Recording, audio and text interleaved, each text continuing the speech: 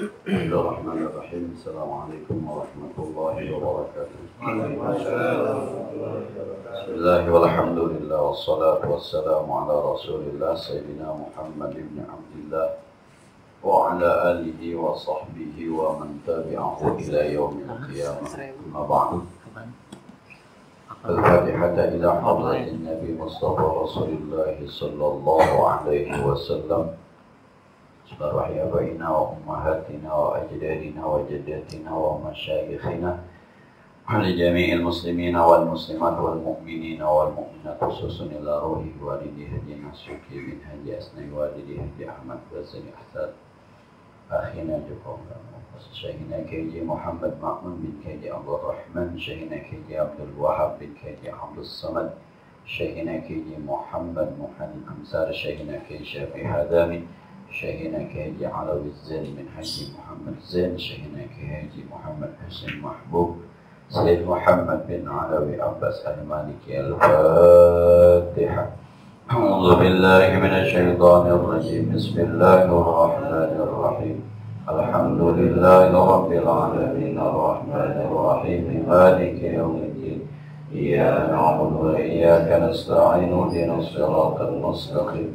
صراط الذين أنعمت عليهم غير المغضوب عليهم ولا الضالين رب اغفر لي ولوالدي وارحمهما كما ربياني صغيرا. Bismillahirrahmanirrahim. Ats-tsani, hadis yang kedua tentang muraqabah, merasa diawasi oleh Allah Subhanahu wa taala.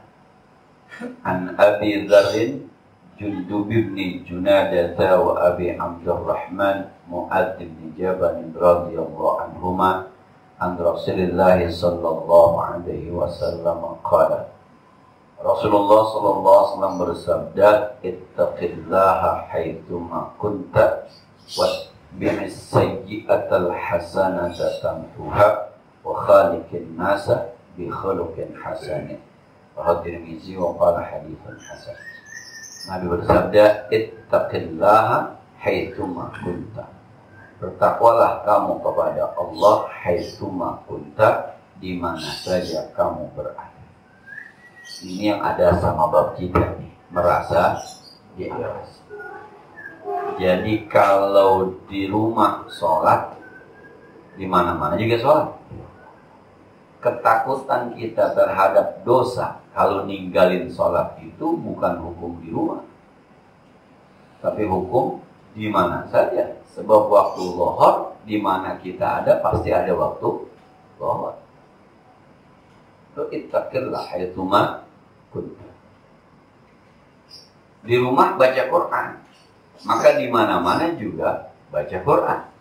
Keinginan kita untuk mendapatkan pahala dengan baca Quran mestinya berlaku di setiap keadaan, di mana saja. Sebab yang namanya Quran itu di mana aja ada. Jangan di rumah rajin, di mana-mana malas. Itu berarti belum muraqabah. Jadi kalau orang kemana-mana, kita belum sembahyang zuhur ini, udah 1:30. Itu berarti ada di hatinya itu muraqabah, merasa diawasi. Yang begitu jarang yang ada, kita belum makan ini, udah jam 1:30 bisa masuk angin. Ittaqillah haitsuma kunta. Bertakwalah kepada Allah di mana saja berada. Jadi kadang-kadang takwa kita itu ada di kain sama peci. Kalau lagi pakai kain mah pakai peci, bener banget. Bila diganti sama celana pendek sama kaos, beda lagi modelnya. Yang namanya iman kan tidak kudu ada di pakaian gitu. Pakai gamis, pakai peci, ya dipulai namanya. Pakai kain, pakai koko, ya dipulai namanya. Pakai celana, pakai kaos, ya dipulai namanya. Semestinya dia istiqomah tuh, dia mau pakai apa juga. Begitu aja emang orangnya begitu. Ini kadang-kadang kita tergantung pakaian sama tergantung teman. Kalau yang nyamper orang benar, ngikut benar kita. Yang nyamper orang brengsek aja kita. Jadi kita mah tergantung ya, nyamper kadang-kadang. Nah, muraqabah tuh gitu kira-kira muraqabah gitu. Jadi kalau di rumah nih dengar orang azan zuhur, ayang ala shalah, ya Allah, wudu aja. Di mana-mana mestinya begitu. Kalau di mana-mana entar aja berarti belum muraqabah. Di masjid ini kita sembahyang Jumat ngamal 20.000. Kita keluar di mana-mana di masjid orang, mestinya tetap ngamal 20.000. Ya Allah, Jumat ngamal 20.000. Jadi kalau rasa ngamal di Masjid Nurul Iman dengan masjid lain masih sama, itu namanya muraqabah. Sebab pahala ngamal di Nurul Iman kan sama aja sama pahala ngamal di Nurul yang lain. Atau dengan Nurul Hidayah aja. Nama perempuan itu. Saya punya murid namanya Nurul Hidayah, saya kata kayak nama masjid deh ini. Oh, sesuai. Nah, itu muraqabah. Ittaqillah haitsuma kunta. Mau ada di mana? Kan kita rasanya kan suka beda ya. Rasa beda itu menandakan bahwa di hati kita belum ada muraqabah, rasa diawasi oleh Allah Subhanahu wa taala. Kalau di rumah sembahyang subuhnya awal waktu, bilang kemana-mana pakai kesiangan. Lu apa di rumah awal waktu kira-kira? Oh, sholat 2 rakaat sebelum subuh itu lebih baik dibanding dunia dan isi-isinya. Di mana itu? Di rumah, di pesantren, di sekolahan, di universitas, di puncak, di luar negeri, di semua tempat kan? Mestinya ittaqillah haitsuma kunta. Ya begitu di rumah, ya begitu di tempat lain mestinya. Sebab pahalanya sama. Kalau rasa itu udah ada tuh, itu berarti kita sudah muraqabah. Ini kadang-kadang kalau di Masjid Nurul Iman ngamalnya 20.000, di masjid lain, besok aja ada Nurul Iman didabelin gitu. Akhirnya Nurul Iman double kakak, ya. Oh, serius. Itu berarti di kita belum ada sifat muraqabah. Tinggal introspeksi, udah begitu belum? Gitu. Kalau belum, harus dididik begitu.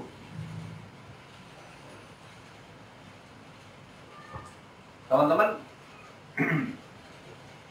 kalau baca Quran biasanya jam berapa? Wiridannya.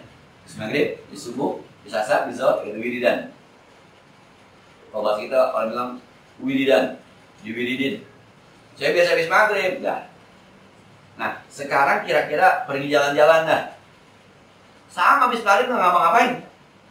Istirahat sampai habis asar, masuk ke hotel, masuk ke villa, masih istirahat. Qurannya ada. Kalau di situ masih ada, saya habis maghrib ngapain baca Quran, mau besok mau baca Quran. Nah, itu muraqabah namanya tuh. Tapi kalau jalan-jalan mau baca Quran nggak apa-apa kali.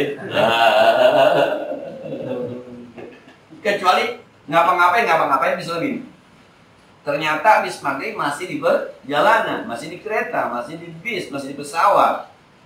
Dia nggak baca Quran tapi hatinya, aduh, kalau di rumah gue baca Quran, masih muraqabah tuh, walaupun dia nggak baca.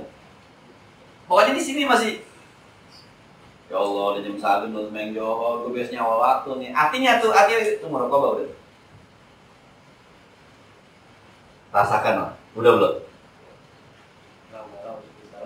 Hah? Galau gitu. Yang biasa dia kerjain baik, ketinggalan tuh galau. Artinya, bukan senang. Maka kalau punya istri haid, kemudian ayo, langsung maghrib nih haid lagi. Cakep tuh. Aduh, harusnya hatamnya 2 juz lagi, tamu pakai datang lagi, jadi lama dan nggak baca Quran. Bersyukurlah sama istri yang begitu. Jangan sih, untung haid, jadi nggak disuruh baca Quran. Ya kan gitu. Itu namanya apa ya? Diagnosa muraqabah kita sederhananya begitulah. Diagnosa kita. Gua udah muraqabah apa? Belum. Kalau belum, ya sering-sering aja belajar buat bisa muraqabah. Maka pembiasaan kebaikan itu yang senantiasa akhirnya memunculkan muraqabah. Kalau ngamalnya jarang-jarang nggak bisa muraqabah. Jumat sebulan 4 kali, ngamal cuma sekali, 10.000. Susah muraqabahnya. Ya cuma sekali. Tapi kalau biasa ngamal 10.000, nanti satu saat dia kemana-mana, main Jumat tetap ambil sih dulu 10.000. Aneh kata dia nggak ngamal, artinya nih, aduh, gua nggak bawa lagi duit. Maksudnya di rumah biasa disiapin sama istri. Ya, ngereceh. Kita kelah itu mah benda. Kira-kira tuh diagnosa muraqabah benda. Sama cewek kalau ada orang ada tapi berani, kalau nggak ada orang berani. Itu belum muraqabah. Ada orang nggak ada orang sama rasanya. Megang cewek haram. Mau ada orang, mau nggak ada orang. Ini nggak ada orang halal. Ada orang haram. Apalagi ada babanya. Haram banget gitu. Itu belum muraqabah. Yang kedua, wa atbi'is sayyi'atal hasanata tamhuha. Iringilah perbuatan burukmu dengan perbuatan baikmu, nanti perbuatan baik akan menghapuskan dosa buruk. Dulu ada tukang korma nakal zaman Nabi. Ada perempuan cakep beli korma. Kata tukang korma, "Neng, no di dalam korma cakep-cakep." Di dalam. Masuk tuh perempuan ke dalam, dia ikutin sampai di dalam, dia cium tuh perempuan. Lari perempuan. Habis nyium, itu orang menyesal. Ya Allah, dosa. Datang kepada Rasulullah, cerita. Kata Rasulullah, yaudah wudu, sembahyang sunat 2 rakaat, istighfar. Innal hasanat yudhibnas sayyi'at. Mudah-mudahan istighfar kamu, wudu kamu, sholat sunnah kamu menghapuskan dosa nyium anak orang. Nah, ini bukan kabar gembira nih. Besok biarin gue cium, habis itu gue wudu, gue sembahyang. Saya bilang mudah-mudahan.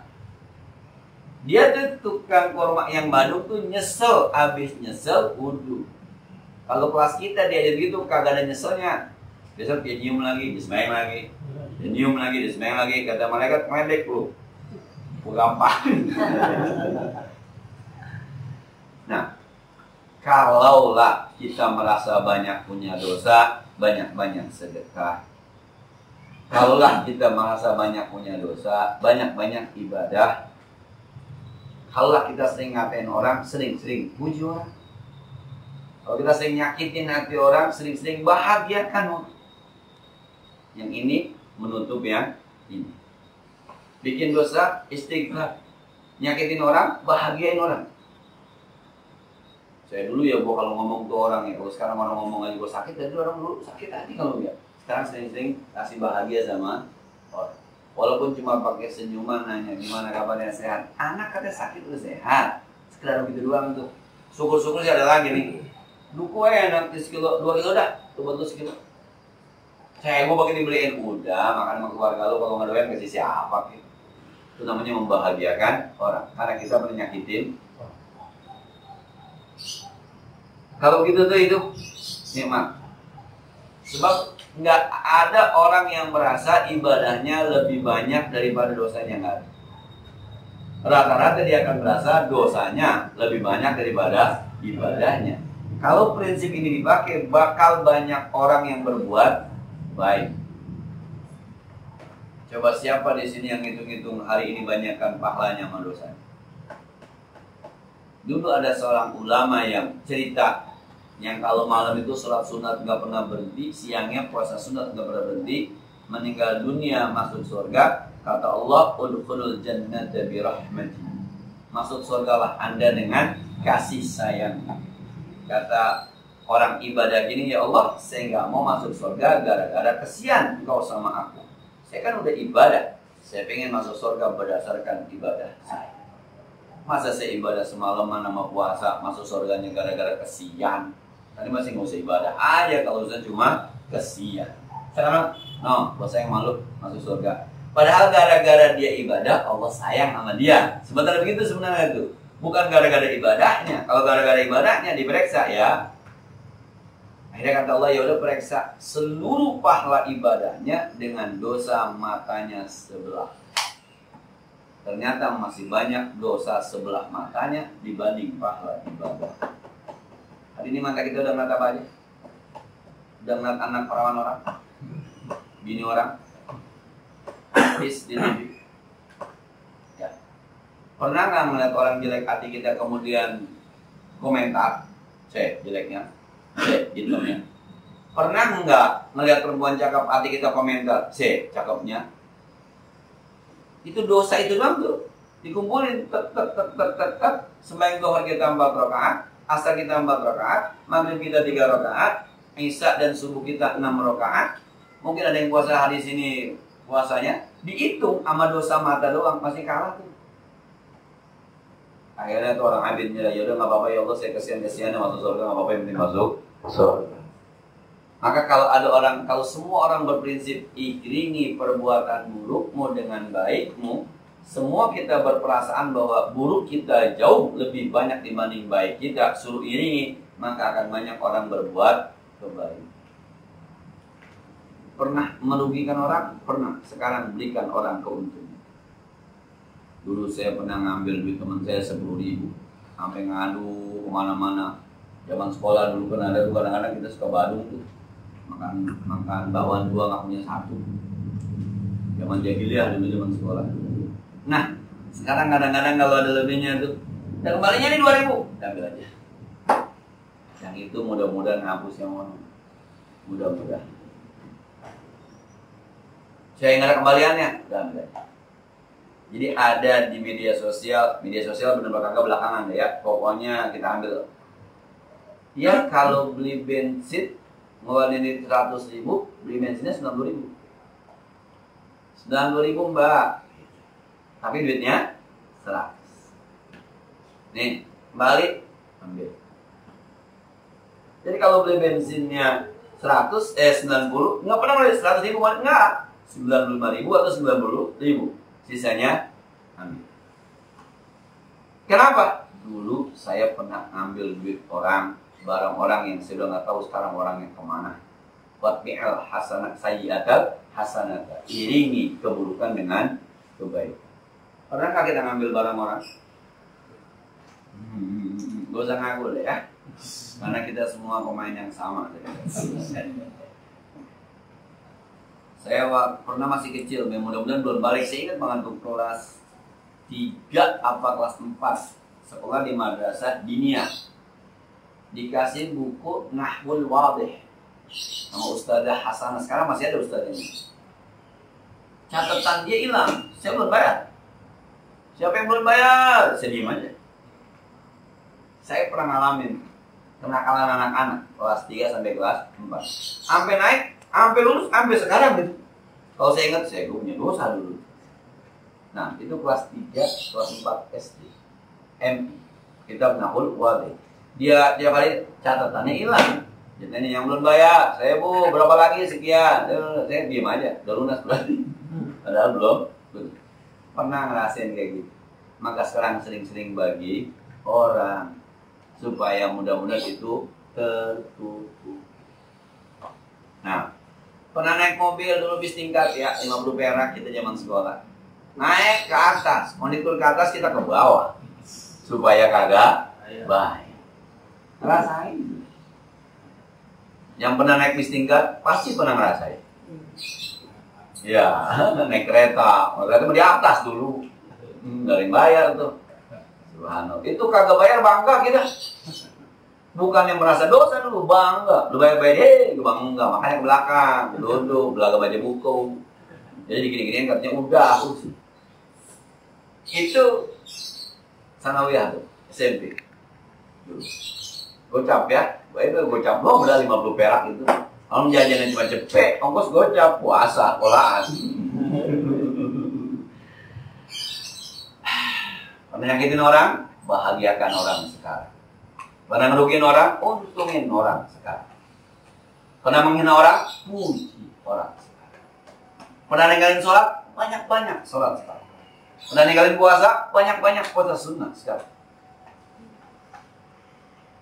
Iringi perbuatan buruk dengan perbuatan baik. Itu namanya muqarrabah.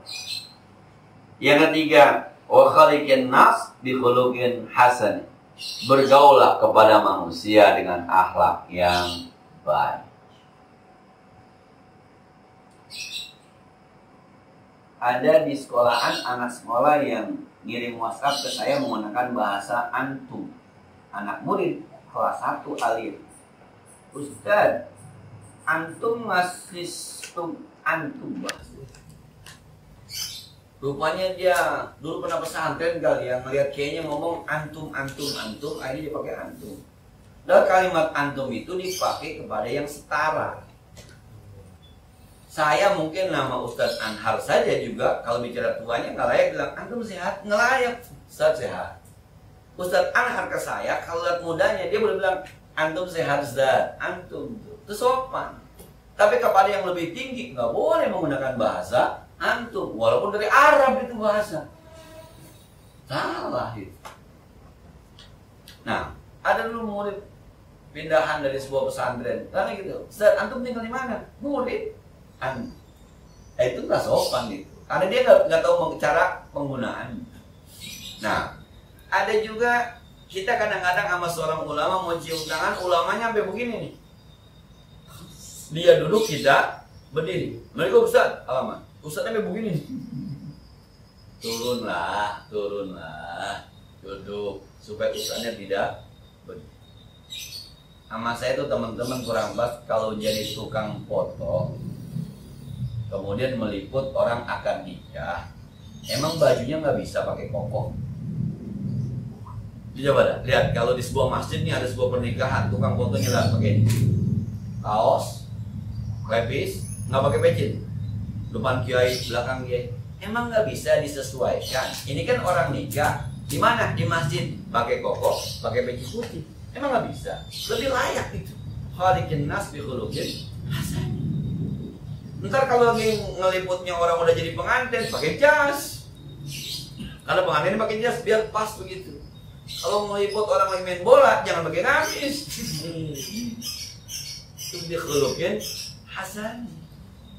Nah, mau main ke rumah siapa? Ke rumah kiai, pakai kain pantas, pakai koko pantas, pakai peci pantas. Gimana? Ke rumah kiai.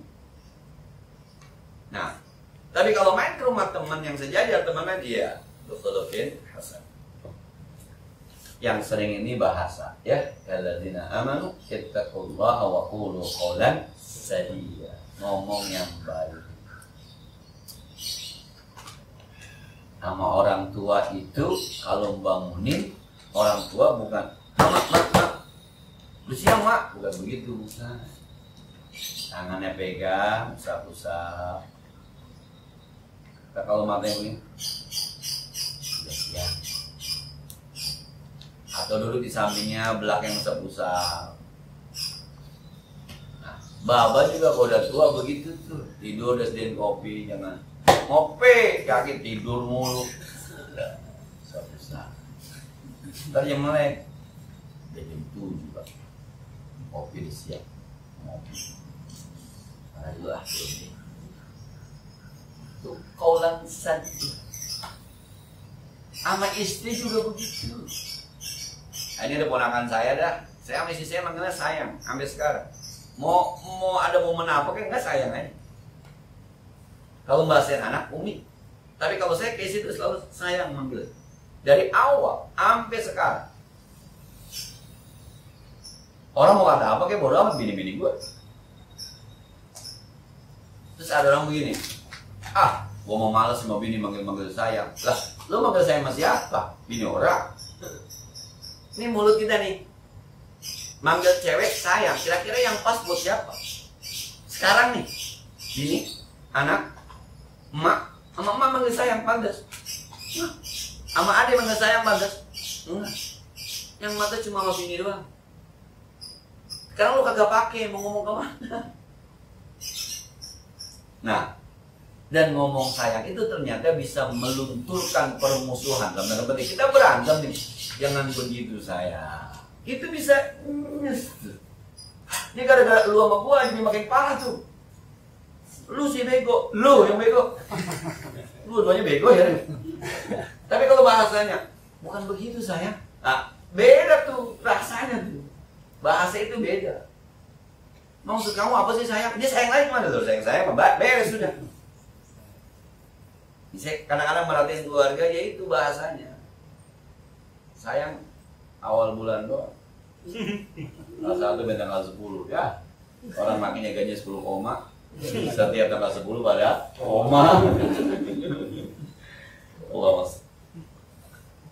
Ama anak juga begitu. Khuluqin hasanin, ini anak kecil, maka bicara berdasarkan kemampuannya dia bisa nerima. Jangan macam-macam, jangan. Karena walaupun anak kadang-kadang bertanyanya cukup kelakapan juga kita jawabnya kadang-kadang. Tapi dijawab sesuai dengan, nggak bakal sampai dia otaknya. Ketika umur anak saya kecil nanya, kenapa sih Bi muterin Ka'bahnya banyak? Kenapa sih Bi muterin Ka'bahnya banyak? Maksudnya lama-lama maksudnya apa? Kenapa banyak? Jawabannya ya emang harus 7, bukannya banyak deh, harus 7. Pulang naik motor sama saya, udah lama nggak naik motor, kita sama ditanya, Bi emang nggak bisa kalau pakai motor? Waduh, kalau pakai motor mah ngebul, betul. Maksudnya cepet gitu, kalau pakai motor tuh cepet. Gitu. Kalau sama anak tuh bahasanya bahasa anak. Kalau saya perhatiin tuh dari guru-guru muda yang baru pada ngajar, dia lupa bahwa muridnya itu SMP. Jadi ilmu kuliahnya tuh kadang-kadang keluar pakai bahasa-bahasa kuliah. Wah, ini orang belum pengalaman ngajar. Itu anak SMP. SMP emang nggak kenal tuh bahasa-bahasa asumsi awalnya. Nggak ada anak SMP pakai asumsi dasar. Asumsi apa asumsi? SMP nggak kenal bahasa asumsi. Perkiraan kita nih awalnya begini nih perkiraannya. Oh, saya pakai asumsi. Saya kalau menggunakan bahasa begitu guru-guru gitu, wah ini nggak paham. Itu akhlaknya kurang baik gitu penggunaan bahasa. Emang bahasa nih. Semua nanti yuslih lakum a'malakum wa yaghfir lakum dzunubakum. Kalau bahasanya baik, semua urusan jadi baik. Dosa diampuni. Dulu ada orang berumah tangga itu berantem gara-gara miscommunication. Missnya miss lucu-lucu aja, akhirnya pada ketawa ujung-ujungnya. Ini yang cerita istrinya ke saya. Jadi awalnya berantem, karena berantem ribut-ribut dah, ngomong dah, nggak saling nanya. Lah kita kan orang lagi kalau udah kagak ditanya, udah ngambil baju ya sendiri, mana ya nggak cuek aja kita mau anaknya begitu. Jadi suaminya mau ngambil baju di tengah tuh tumpukan baju, sama suaminya diturunin satu-satu. Orang laki kan begitu, orang perempuan mah diangkat gitu, ditarik, seret, beres. Kita berantakan semua tuh. Makanya nggak biasa tuh suaminya diturunin satu, baru diambil. Mau ngambil celana yang tengah turunin satu, mau diambil. Wah, bininya marah. Kata bininya baru berantem segitu aja udah mau kabur.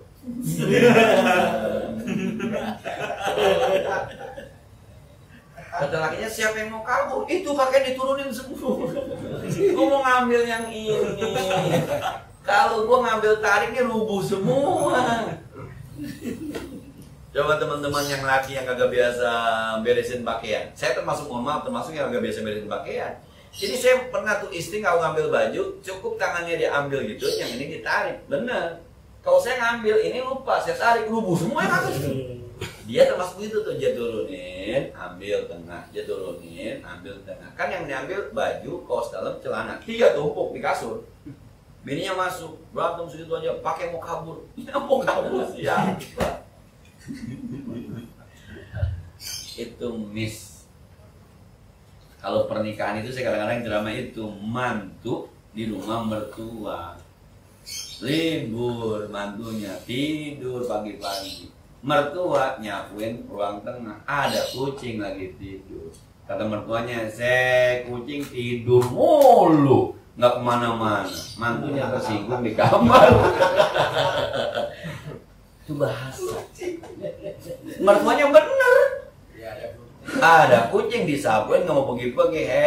Kucing udah siang tidur mulu. Ngomongnya kekencengan. Di sebelah ada kamar mantu lagi tiduran. Kabur mantunya.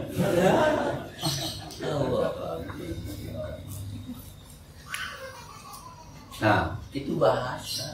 Wa qalikin nas bi khuluqin hasan. Maka nanti kalau udah pada punya mantu ngomong hati-hati. Kamu mantu mah kalau mertua baper sama. Mertua sama mantu juga baper. Mertua saya tuh lagi video call nih sama istri. Terus dia lihat saya pulang. Si pulang tuh. Ya udah. Assalamualaikum tutup. lagi video call tuh sama anaknya bini saya. Terus saya pulang, istri salaman tuh. Itu mulai pulang. Iya, udah. Assalamualaikum, tutup aja. Nah, maka saya kurang lebih betah sama mertua. Mertua saya sama saya itu apa ya, ngobrol riskan gitu. Udah nggak, mertua laki udah nggak ada mertua perempuan doang. Jadi saya kalau sana nggak ada yang nemenin. Kadang-kadang saya kirim doang orang anak sama bini kirim, ngomong tinggal. Udah sore baru dijemput. Terus mertua saya sama saya ngomongnya kurang tapi akur gitu. Nggak tahu tuh apa sungkan, apa takut, apa geli, saya nggak tahu. Yang jelas begitu aja jadinya. Tapi ya sekali lagi bahasa. Kalau itu bagus, yusuf aku ahmad. Maka kepada siapa kita bicara. Nah, kayak kemarin yang berdebat ya, karena bahasnya kurang bagus, akhirnya jadi dibully habis-habisan itu. Karena bahasanya kurang bagus, dia bilang jangan nyerang pribadi, pakai nyerang pribadi. Jadi bermasalah. Nah, ternyata data dengan yang disampaikan berbeda, bermasalah lagi bahasa itu. Kalau sesuai dengan itu mungkin tidak begitu kan? Karena sekali bahasa yang digunakan salah ternyata. Wa khaliqin nas bi khuluqin hasan. Selanjutnya pakaian, cara berpakaian kita sesuaikanlah. Di pakaian gini buat ngaji pantas ya. Pantas, tapi buat ke pasar mah kurang lebih pantas ya. Ke mall kurang lebih pantas. Kalau di Sumudi ke mall pantas sama begini semua orang. Justru pakai belangkon yang agak pantas. Tergantung tempatnya di mana. Maka segmen umroh lebih banyak pakai baju gamis, emang bawa di rumah kan? Gamis aja dah. Saya cuma bawa koko 2. Yang lain gamis. Emang disuruh pakainya begitu? Ya udah aja gamisan. Nyampur jadi kayak orang sono gitu, padahal bukan orang sono. Ya nanti kalau kita di Jakarta lebih banyak pakai ya kain sama koko. Al-Thalis yang ketiga, An Ibnu Abbas radhiyallahu anhu qala. Riwayat dari Abdullah bin Abbas radhiyallahu anhu dia berkata, "Kuntu khalfan Nabi sallallahu alaihi wasallam." Yauman, saya dulu pernah diboncengin sama Nabi. Naik kontak. Terus sekarang naik motor, Nabi yang boncengin, Abdullah bin Abbas di belakang. Masih anak muda. Maka dipanggil sama Nabi, "Ya ulam, hai anak muda. Inni u'allimuka kalimatin, saya mau ajarkan kepada kamu beberapa kalimat. Ihfazillah yahfazka." Hai anak muda, jagain Allah. Nanti Allah akan jagain Anda. Kalau mau benar dijagain sama Allah, jagain Allah. Bagaimana jagain Allah? 5 waktu jangan ditinggal tuh. Jagain awal waktu. Puasa Ramadan jangan ditinggal. Zakat fitrah jangan ditinggal. Pokoknya yang wajib-wajib jangan ditinggal. Jagain. Dan yang terbaik jagain. Puasa yang terbaik. Sholat yang terbaik itu awal waktu. Pakaiannya jagain. Nanti Allah jagain. Maka kenapa kadang-kadang orang di pesantren lebih terjaga dibanding di sekolah?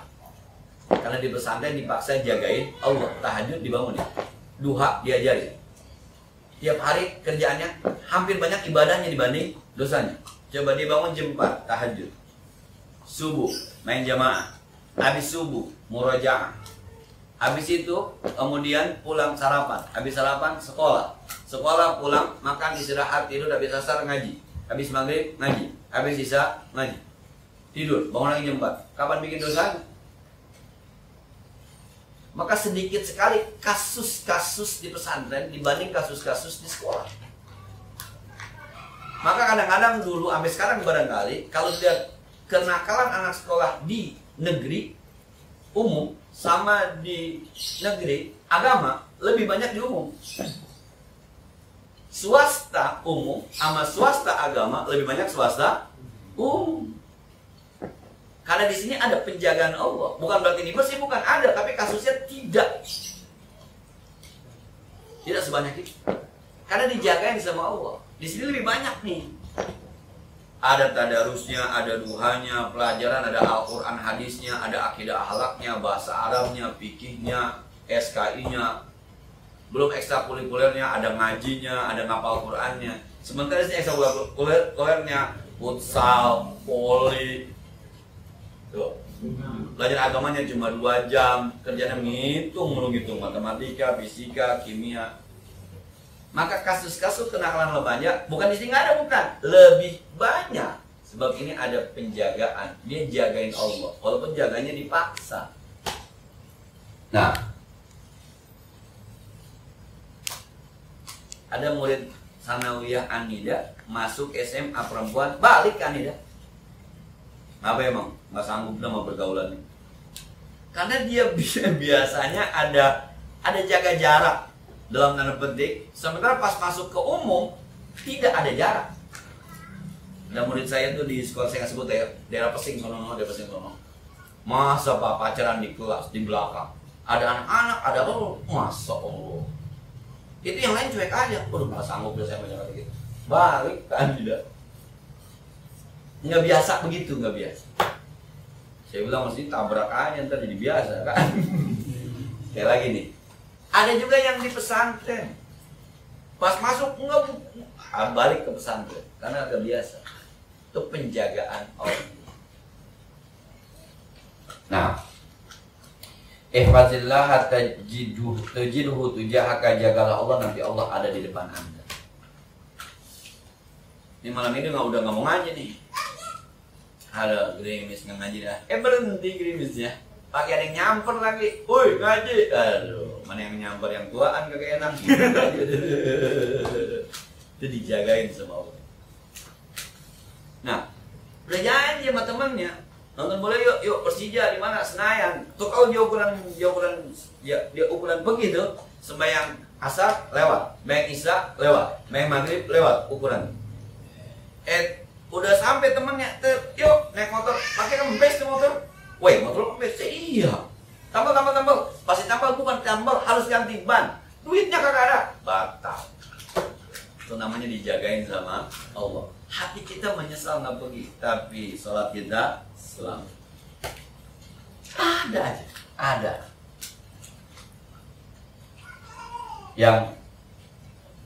Yang kemarin waktu orang-orang ke Raudhah tuh, besok ibu-ibu ke Raudhah, bapak-bapak ke Raudhah. Istri saya sakit, udah nggak usah ke Raudhah dulu deh. Besok aja kalau udah sehat tuh anak-anak. Kan perempuan sama laki dipisah kan? Ya.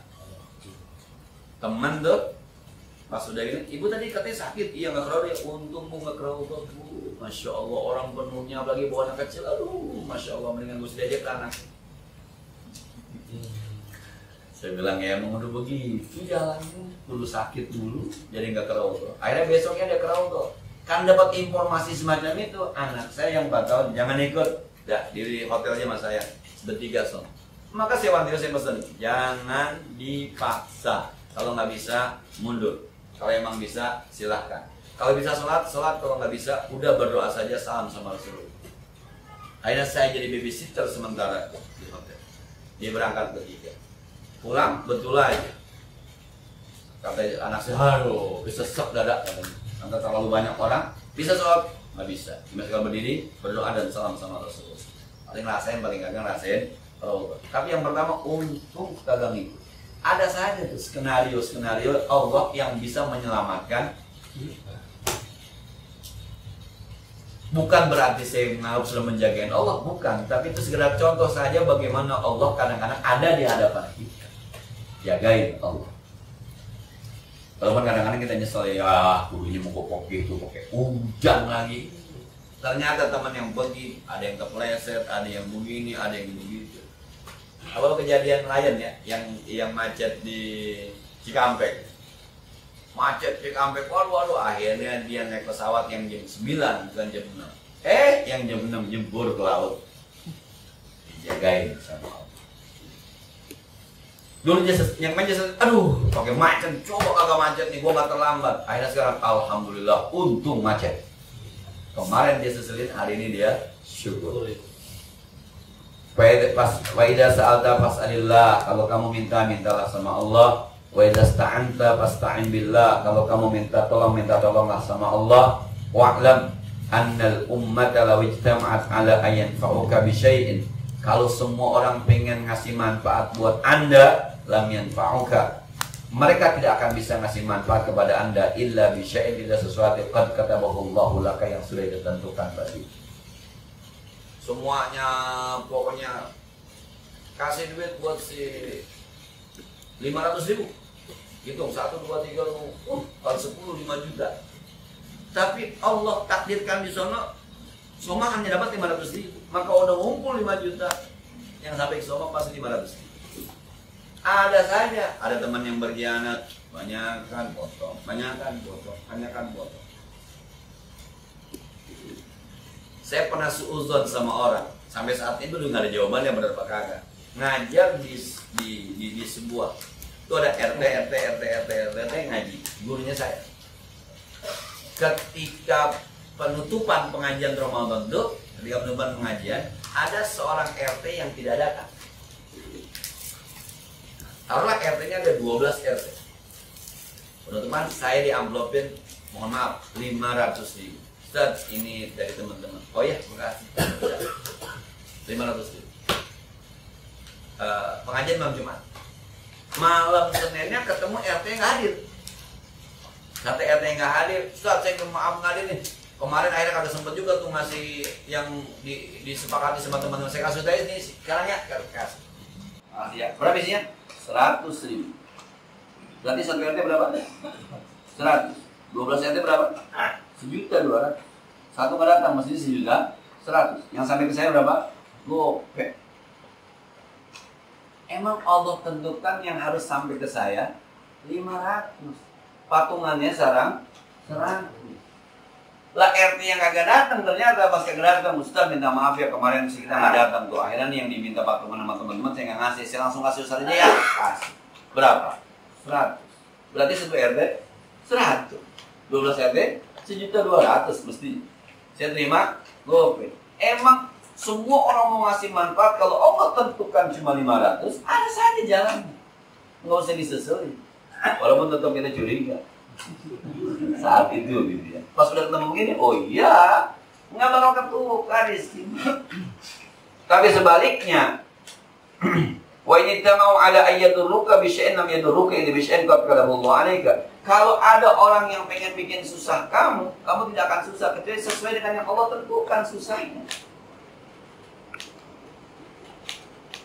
Apa ya, orang yang banyak rampok aja tuh, rampok, ya enggak, salah ambil tas tuh rampok, ada aja.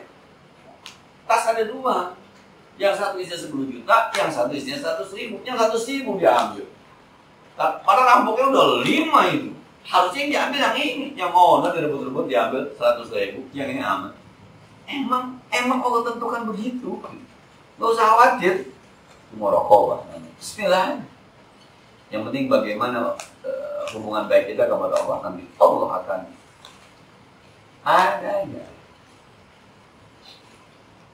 Subhanallah. Ya seringlah kita ngalamin hal semacam ini, sering gitu yang kita nggak duga-duga sering. Rufi'atil aqlam wajafatis suhuf. Sudah diangkat catatan itu, sudah ditentukan Allah begini, jadi tidak bisa lagi dipengaruhi itu. Ini udah sering dari Lauhil Mahfuz. Jadi ya, insyaallah nanti kita lanjutkan ke hadis yang keempat. Wallahu a'lam. Ada pertanyaan tentang yang dapat dari Islam?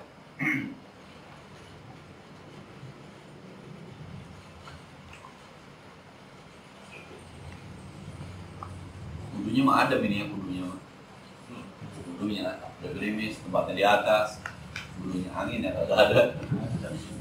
Kudunya mah kudu. Ya begitu memang. Yang Allah mau yang kita mau beda. Yakinin aja yang Allah mau itu jauh lebih baik dibanding yang kita mau, begitu aja. Coba kalau sekarang nih misalnya nih udahnya adem, dingin segala macam ya, bulunya bules. Begitu aja. Nah, ada pertanyaan? Cukup deh ya, mudah-mudahan ada manfaatnya. Al-Fatihah. Bismillahirrahmanirrahim. Alhamdulillahirrahmanirrahim. Maliki yaumiddin. Iyyaka na'budu wa iyyaka nasta'in. Ihdinas siratal mustaqim. Siratal ladzina an'amta 'alaihim ghairil maghdubi 'alaihim waladdallin. Allahumma shalli wa sallim wa karim wa barik 'ala sayyidina Muhammad wa 'ala ali sayyidina Muhammad. اللهم انفعنا بما علمتنا وزدنا علما ينفعنا ربنا زدنا علما نافعا وفهما صائبا ولسانا ذاكرا قلبا شاكرا اللهم انا نعوذ بك من علم لا ينفع من قلب لا يخشع من جوع لا يشبع من دعاء لا يسمع نعوذ بك من هؤلاء الاربع ربنا اغفر لنا ولوالدينا ولمشايخنا ولجيراننا ولمن حكم علينا ربنا آتنا في الدنيا حسنه في الآخرة حسنة وقنا عذاب النار صلى الله على سيدنا محمد وعلى آله وصحبه وسلم والحمد لله رب العالمين Assalamualaikum warahmatullahi wabarakatuh.